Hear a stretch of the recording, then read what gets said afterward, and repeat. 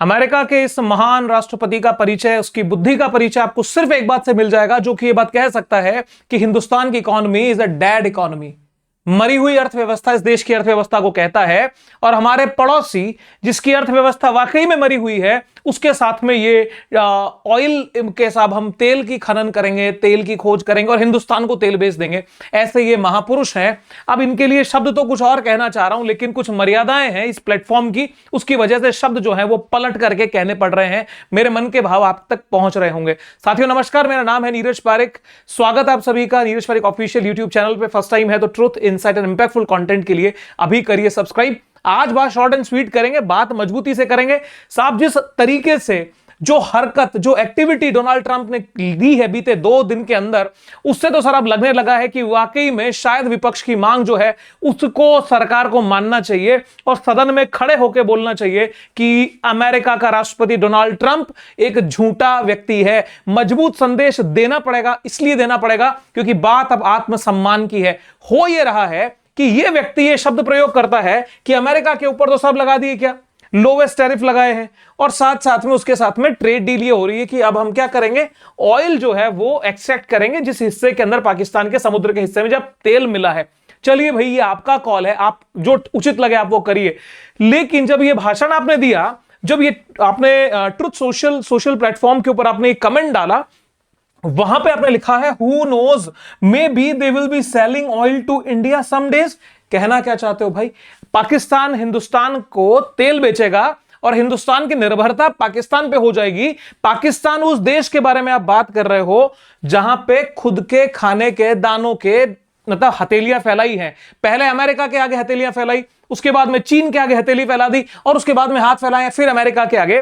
तो इन श्रीमान को लगता यह है कि ये एक कल्प वृक्ष है, इनके इसके नीचे जो आके बैठ जाएगा उसको तो कुछ भी वो प्राप्त कर सकता है, उसको सब कुछ मिल जाएगा। मेरे भाई, तुम्हारा साथ इतना जरूरी नहीं है।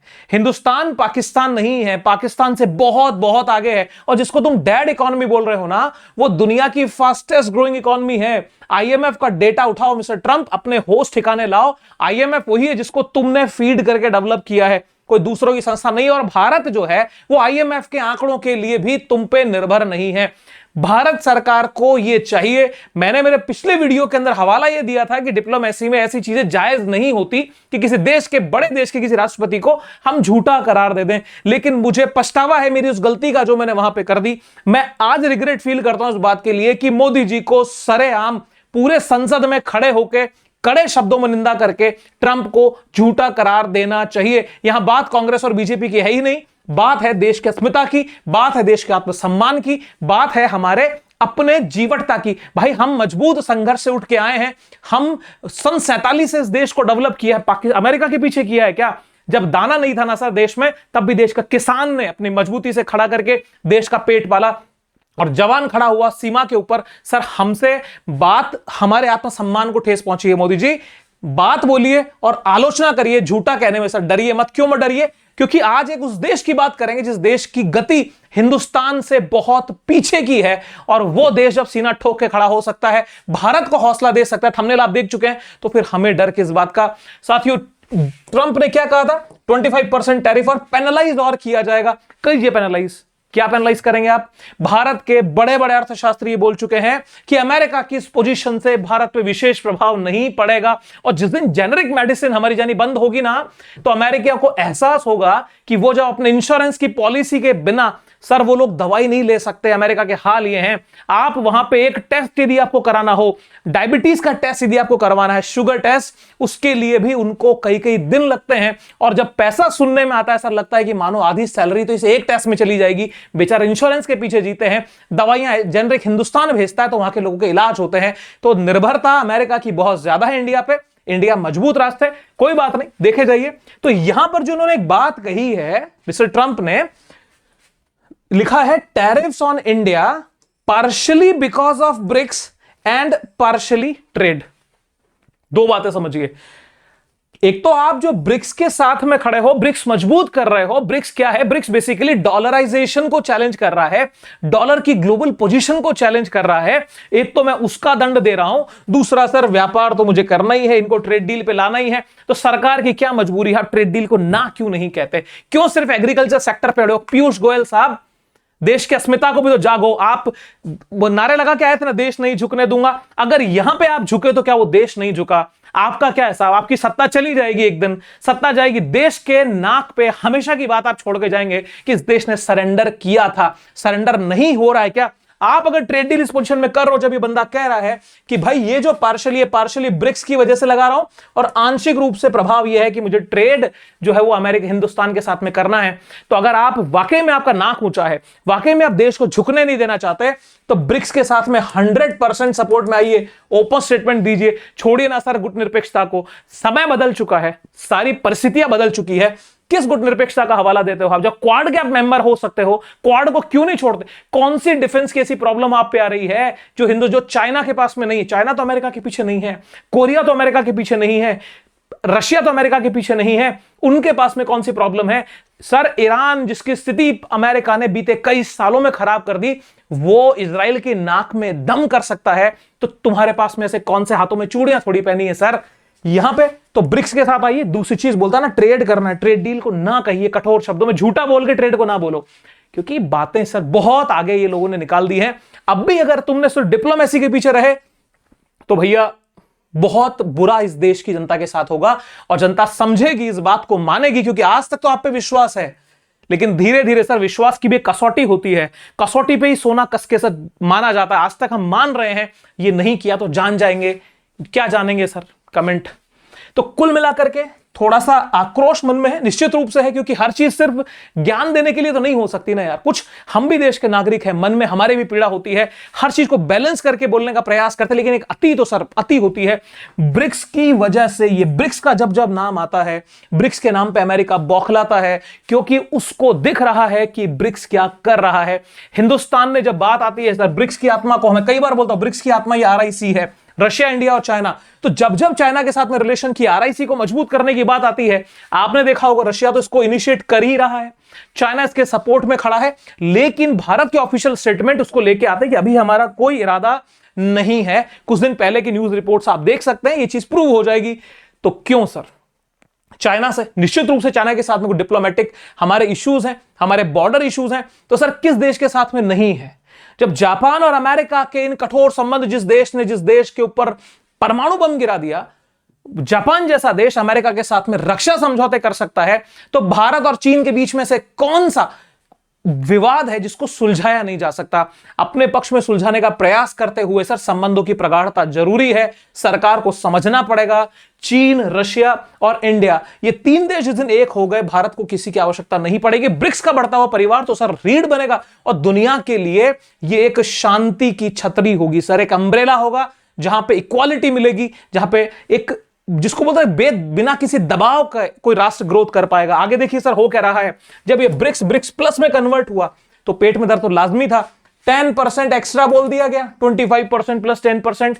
टैरिफ लगाने के लिए 7-8 दिन की और मयाद, साहब 9 तारीख को चले जाएंगे, अगर मैं सही तारीख बोल रहा हूं तो इससे फर्क क्या पड़ जाएगा हमारे लिए? जो आपने कठोर शब्द लिए हैं, हमारी अर्थव्यवस्था को डेड इकोनॉमी बोला है मिस्टर ट्रंप, उसका खामियाजा आप भुगतेंगे और हिंदुस्तान उसे भुगताएगा, ऐसी हम अपेक्षा करते हैं। कमेंट सेक्शन में सर भर भर के कमेंट डालिएगा कि सरकार को इसको अब तो सर जवाब देना चाहिए, क्योंकि जब जब ये यूनिटी ये देखते हैं, जिसमें ब्राजील तो सर जवाब दे चुका है, हमें राजस्थान में कहते हैं टका सा जवाब दे दिया है ना, बढ़िया सा एक बार। चाइना के साथ में सर बोलने की अमेरिका की औकात ही नहीं है। साउथ अफ्रीका अपना एक न्यूट्रल स्थिति में है, जिसको हम ये नहीं कह सकते कि ये रशिया के प्रो है या अमेरिका के खिलाफ है, अमेरिका की तरफ ही इसको मानेंगे।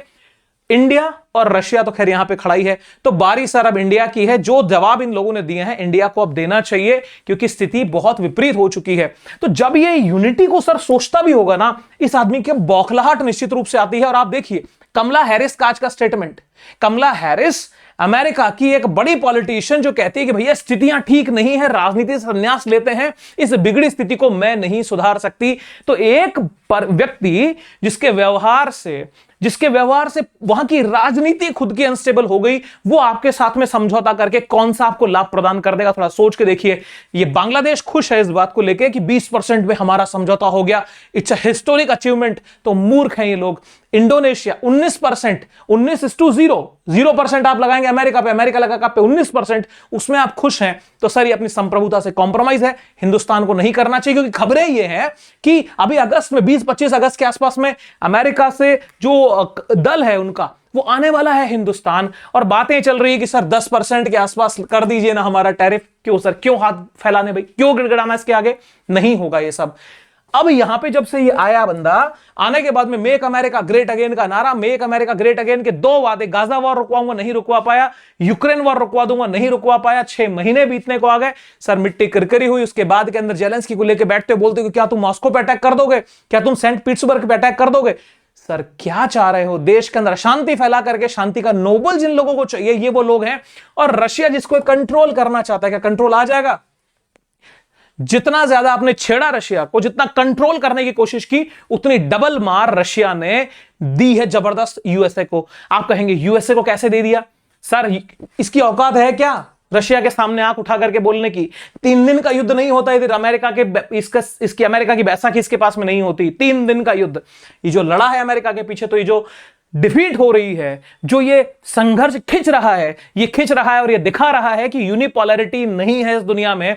रशिया कैपेबल है और मजबूती के साथ में ठोक भी रहा है। भारत ने जो भी रिसेंटली आपको पता होगा एक केमिकल वेपन्स की, जो केमिकल जो एक विस्फोटक पदार्थों का भिजवा दिया पीछे पीछे, और बाद के अंदर बड़ा हंगामा यूएसए में मचा। कारण तो सर बहुत सारे हैं उसकी बौखलाहट के। तो हथियार देने की बातें, अमेरिका खुद हथियार देना नहीं चाह रहा, वहां के रक्षा मंत्रालय ने बैन लगा दिया कि भाई हमारे हथियार खत्म हो जाएंगे, खजाना कम पड़ रहा है। साहब ने क्या किया, अपने स्पेशल ड्राइंग राइट्स का यूज किया और हथियार दे दिए। शांति का नोबल चाहिए इनको। अल्टीमेटली दुनिया को अमेरिका के पैरों में गिराने का सीधा इन्होंने हथियार अपनाया कि भैया टैरिफ वॉर चलाते हैं। लिस्ट निकाली रेसिप्रोकल टैरिफ्स की। अब ये रेसिप्रोकल टैरिफ्स में सिर्फ कोई पराये देश ही नहीं थे सर, ईयू जैसा संगठन जो इसका अपना है, निजी है, वो भी इसके लपेटे में आ गया। ईयू ने भी बराबर का जवाब दिया।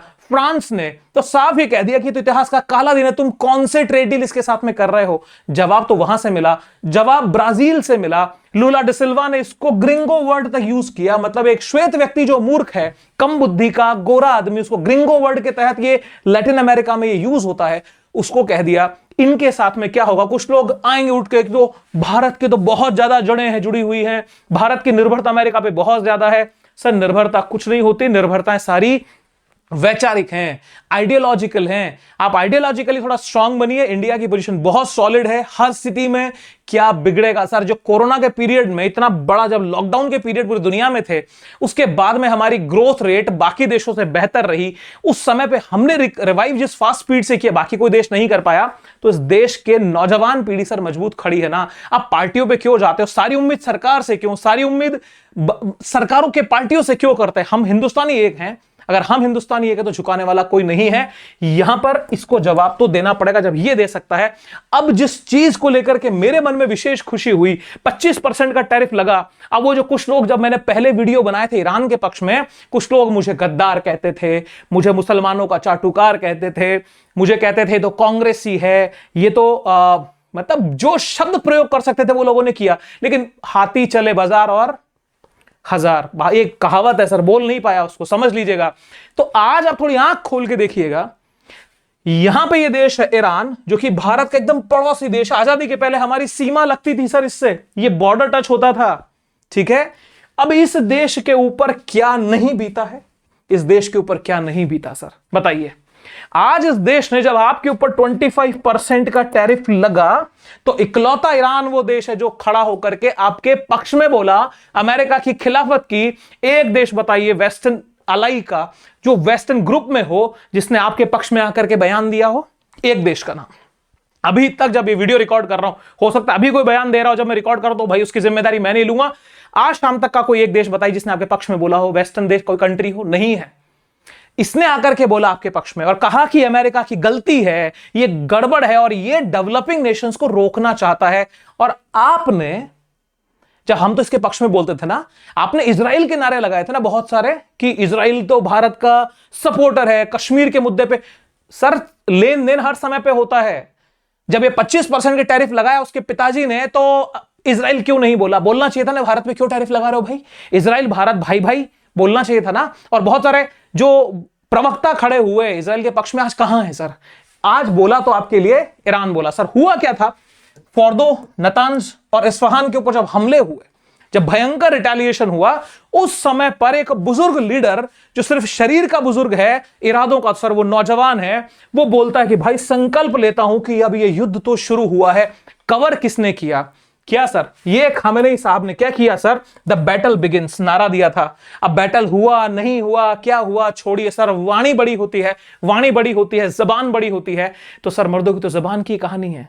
जबान दीजिए ना, बोलिए संसद में कि ट्रंप ने झूठ बोला। आपका एक बयान सर क्योंकि जिस तरीके से एक पहला झटका हम लोगों को कब लगा, मेरे जैसे एक साधारण आदमी को लगा जब आपने सीज फायर का सडन डिसीजन लिया, उस समय पे जबकि ट्वीट वहां से आ चुका था कि आज सीज फायर हो जाएगा। धोखा हुआ सर, मन में लगा कि पता नहीं बिक गए या हमारे साथ में कुछ गलत हो गया है। दूसरी बात, जिस समय पे ये सारी गड़बड़ कर रहा है और आप झूठे को झूठा नहीं बोलोगे, इस स्थिति में कि जब आपके वो 30 बार आपके बयान को वो काट रहा है, आप क्यों नहीं बोल रहे? अगर आप भी नहीं बोलोगे ना सर, तो मन के अंदर इस स्वाभाविक रूप में आ जाएगा कि सर दाल में कुछ काला है या पूरी दाल ही काली है। बोलना पड़ेगा। द बैटल बिगिंस, इसने नारा दे दिया। जबान की बात होती है ना, जबान होगी, हिंदुस्तानियों के मन में खुशी आएगी, हम लोगों को गर्व होगा, क्योंकि अमेरिका की किस पॉलिसी के नीचे हम दबे हुए हैं। जब वो हमारे को दूध बेचने की बात करता है, और दूध वाला कौन सा सर? Non vegetarian milk. सोचेंगे जी मांसाहारी मिल्क कौन सा हो गया सर? उन गायों के फीड में ब्लड से बना हुआ फीड, उसका न्यूट्रिशियस जो एलिमेंट्स होते हैं उसमें डाल दिए जाते हैं। तो वो चीजें हमको बेचना ये चाह रहे हैं। आप किस प्रकृति को एक्सेप्ट करेंगे यहां पर? और दूसरी बात क्या, एक और पेट में दर्द है इस आदमी के। वो ये बोलता है कि हिंदुस्तान जो है ना, वो मेजॉरिटी ऑफ वेपन्स तो इंडिया से रशिया से खरीदता है, हम बर्दाश्त नहीं करेंगे। तो हथियार उससे खरीदिए, F-60 उससे लीजिए, F-35 उससे लीजिए, आपका बड़ा अच्छा दोस्त है। और जिस सेकंड में पाकिस्तान के साथ में अमेरिका जो जुड़ रहा है सर, रशिया के लिए, भारत और रशिया के लिए क्लियर कट अपॉर्चुनिटी है कि अपने संबंधों को प्रगाढ़ बना ले, और निश्चित रूप से इसमें डेवलपमेंट होगा। देखिएगा, ये खबर किसने की? आकाशवाणी ने की। ऑथेंटिसिटी के लिए 18 जून 2025 1:57 की है। Khamenei declares battle has begin as Iran fires hypersonic missiles at Israel. हमले हुए सर, और जिस समय पे जो संकल्पित होकर के लोग आगे बढ़े, तो आयरन डोम जैसे माना जाता कि भैया सबसे सेफ एंड सिक्योर है, आयरन डोम की धज्जियां उड़ी, और वो धज्जियां उड़ती हुई आपके सामने ये देखिए ना सर, फोटोज है, प्रमाण है सर इस बात के। तो डरना सर, नुकसान क्या होगा? कोई युद्ध की स्थितियां नहीं है, इकोनॉमिक वॉर होगा। इकोनॉमिक वॉर हमारे देश की मजबूत स्थिति है, झेलेंगे, आगे बढ़ेंगे, कोई तकलीफ वाली बात नहीं। और अमेरिका को जो तकलीफ होगी सर, उसके मायने कभी किसी वीडियो में बताऊंगा कि अमेरिका को कितनी तकलीफ होगी अगर हिंदुस्तान से संबंध खत्म करता है। तो ट्रेड डील आप मत करिए, सैंक्शन तो अटल जी के टाइम में भी थे, क्या बिगड़ा सर? आकर के अंतपंत झुके, और भारत के साथ में उस मनमोहन सिंह जी के कार्यकाल में, जिनको आप, जो देश के अंदर एक बोला गया कि भैया तो बोलते ही नहीं, चुप रहते हैं, मनमोहन सिंह उनके लिए शब्द यूज किया गया सर। न्यूक्लियर डील अमेरिका के साथ में वो करते हैं, जिसको 123 एग्रीमेंट कहते हैं, हेनरी हाइड एग्रीमेंट कहते हैं, सिविल न्यूक्लियर डील कहते हैं, जिसकी शर्त होती है कि न्यूक्लियर नॉन प्रोलिफरेशन ट्रीटी, एनएनपीटी पे सिग्नेचर होने चाहिए। सर इंडिया सिग्नेटरी नहीं है, हमने सिग्नेचर नहीं किए, और अपनी शर्तों पे हमने उससे संधि कर ली। अमेरिका एक व्यापारी है, और व्यापारी से डरना नहीं चाहिए, समझिएगा। यहां पर मोसाद को मानता है ना दुनिया की सबसे खतरनाक एक वो है, इंटेलिजेंस एजेंसी है, उसके हेडक्वार्टर को तबाह कर दिया था। तो जज्बे से सर काम होता है। अब बात आइए सर, हुआ क्या? एएनआई ने सर कवर किया कि एक जो ईरान के राजदूत भारत में है, उनका एक बयान आया। उस बयान के अंदर खुली निंदा की गई, भारत को सपोर्ट किया गया। इकलौता देश पहला, हमें थैंकफुल होना चाहिए सर। देखिए, US dictating its will on independent nations such as Iran and India. Iranian embassy amid Trump's tariff. 31 जुलाई कल दोपहर 3:40 पे खबर पब्लिश होती है मेरे दोस्तों। क्या कहा इन्होंने? पढ़ लेते हैं सर एक एक line. Criticizing the announcement of 25% tariff by United States President Donald Trump on India, the Iranian embassy in India said on Thursday that the US continues to weaponize the economy and use of sanctions as a tool to dictate its will on independent nations such as Iran and India, which in turn has affected affected the country's growth and development। कि भाई तुमने अर्थव्यवस्था को weaponise किया है, तुम ये जो टैरिफ बात बोलते हो ना, ये सारे के सारे एक टूल हैं, एक हथियार है पूरी इस अर्थव्यवस्था को खत्म करने के और अपने कंट्रोल में करने के। उसको इंपीरियलिज्म सर वर्ड यूज किया, आगे देखिएगा।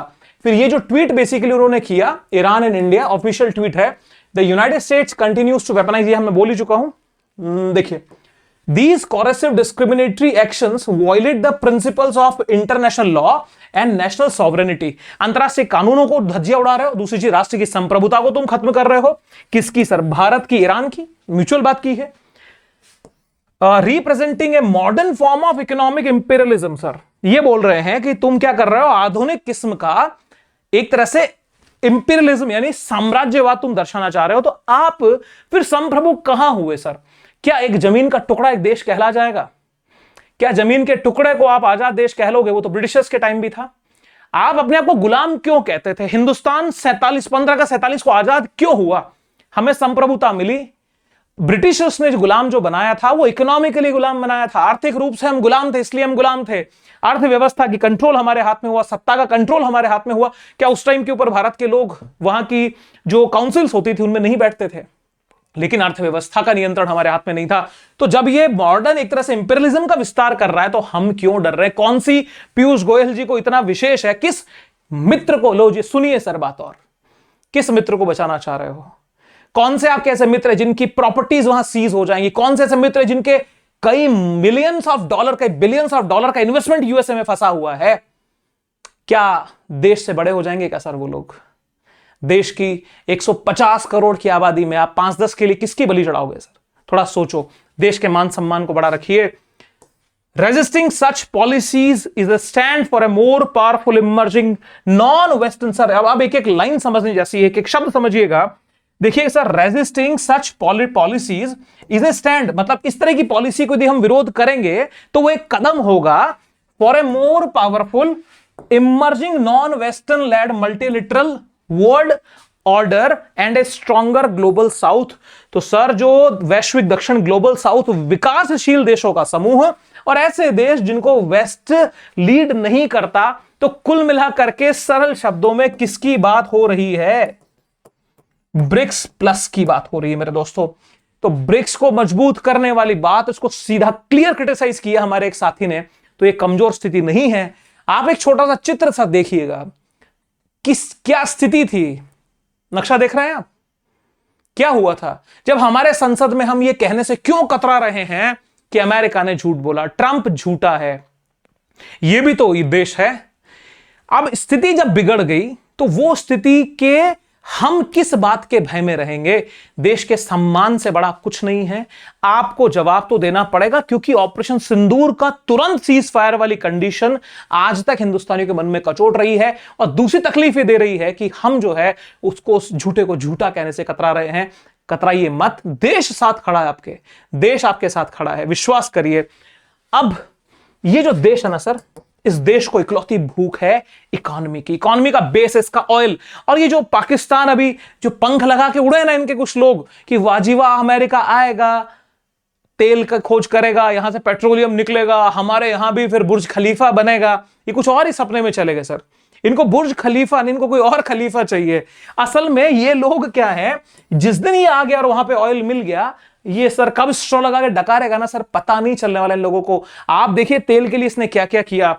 इराक को बर्बाद किया सर। एक ना कैस्टर ऑयल की एक एक्सट्रैक्शन प्लांट था, उसको इस तरह से हाईलाइट किया गया कि भैया Iraq is developing weapon of mass destruction. Saddam Hussain, एक संप्रभु देश के राष्ट्रपति को सरेआम फांसी चढ़ा दिया गया। आप सोच के देखिए, हिंदुस्तान में ऐसा हो जाए तो क्या होगा? कल्पना करिए ना सर, फिर कितने सपोर्ट में खड़े हो जाओगे। और अगर कोई दूसरे के लिए बुरा है तो सर कोई गारंटी नहीं वो मेरे लिए अच्छा होगा। अगर कोई निकम्मा है वो मेरे लिए भी निकम्मा ही सिद्ध होगा, कोई झूठा है तो मेरे लिए भी झूठा ही सिद्ध होगा। वेपन ऑफ मास डिस्ट्रक्शन के बहाने से पूरे देश को तबाह कर दिया और वहां पे फिर आईसिस का राज जो डेवलप हुआ आपके सामने पता ही है। सीरिया के अंदर क्या वार्निंग से हमले होते हैं कि साहब ये केमिकल वेपन डेवलप कर रहे हैं, ठीक है, साफ झूठ। आज सब तरफ खुद का राज है। ईरान को क्या कह के परेशान किया जा रहा है कि भैया ये तो न्यूक्लियर वेपन डेवलप कर रहे हैं। अब सर यहां पे आप समझ सकते हैं इनकी टोटल पॉलिसी है ऑयल अपने कंट्रोल में होना चाहिए, जो कि रशिया दे नहीं रहा। बाकी देशों का अपना अपना माल चल ही रहा है। भारत के ऊपर भी बोला है ना, कई रिफाइनरीज को बोल दिया ईरान से भी आप ट्रेड नहीं कर सकते। तो आप खुल के सामने आइए, जवाब दिया जा रहा है सरकार की तरफ से, लेकिन जो रिक्वायर्ड है सर वो रिक्वायरमेंट तो देश की पूरी करनी पड़ेगी। इतनी बर्बादी करके इस ग्रिंगो को क्या चाहिए, शांति का नोबेल चाहिए। और शांति के नोबेल का पहला इसको नॉमिनेट करने वाले लोग कौन है, पाकिस्तान, जिनको शायद पीस के मायने नहीं पता कि शांति के मायने होते क्या हैं। तो कुल मिलाकर के इस क्या बोलूं, मतलब किस स्थिति में ये दुनिया को लेके जाना चाह रहा है। मैं कह रहा हूं दूसरे के लिए पता नहीं कितना नुकसान करेगा, हमें करना क्या है, हमें अपने शटर को गिराना है भैया, नमस्ते, हम आपकी बात नहीं सुनेंगे। ये जो तबाही इसके देश में खुद मचाएगा आप देखिएगा सर, निश्चित रूप से, क्योंकि शराबी घर के बाहर है तो बाजार में हल्ला करता है, बाजार जब बंद होगा ना, घर में जाएगा तो घर के अंदर जो होगा वो सर अमेरिका देखेगा। कुल मिलाकर के इसका परिचय हिंदुस्तान को हो गया, परिचय हो गया, सरकार को अच्छे से पता है क्या चल रहा है, तभी तो बयान दिए जा रहे हैं। भारत के विदेश मंत्रालय के प्रवक्ता भी उसके ऊपर बात बोल रहे हैं। तो जरूरत है अब इसको क्लियरली एक्सपोज करने की, क्योंकि जो कुछ हुआ है वो ये डायलॉग सर बड़ा दिल के करीब हो गया। क्या लिखा है, ये तो साला होना ही था। आपको एक अंधा विश्वास इसके ऊपर था कि ट्रंप आएगा तो जाने क्या हो जाएगा, यज्ञ हवन देश के अंदर हो रहे थे, देश की सरकार तक अब की बार ट्रंप सरकार के नारे लगा दिए गए। कुछ लोग कहते हैं जी आधा नारा ही लगाया था, पूरा थोड़ी लगाया था। भाई पूरे के भी क्लिप है और आधे के भी, तो मतलब बोला कि नहीं बोला, थोड़ा कॉमन सेंस यूज करो। और क्या हो गया, एक शब्द तुम्हारे कानों में पड़ रहा था उस समय पे कि भैया ये आएगा ना तो इनको कंट्रोल करेगा, ये इन शब्द की व्याख्या करिएगा, मन के अंदर यही था कि नहीं था। तो इनको कंट्रोल करते करते खुद भी आ गए उसी लपेटे में। इसलिए झूठा हमेशा झूठा होता है, चोर हमेशा चोर होता है, चाहे किसी के लिए भी हो। तो अब ये स्थिति जब डेवलप हो चुकी है तो भारत को हम फिर बोल रहे हैं, RIC रशिया इंडिया चाइना के इस ट्रोइका को डेवलप करना चाहिए। निश्चित रूप से भारत के लिए ईरान और इस तरफ से नॉर्थ कोरिया।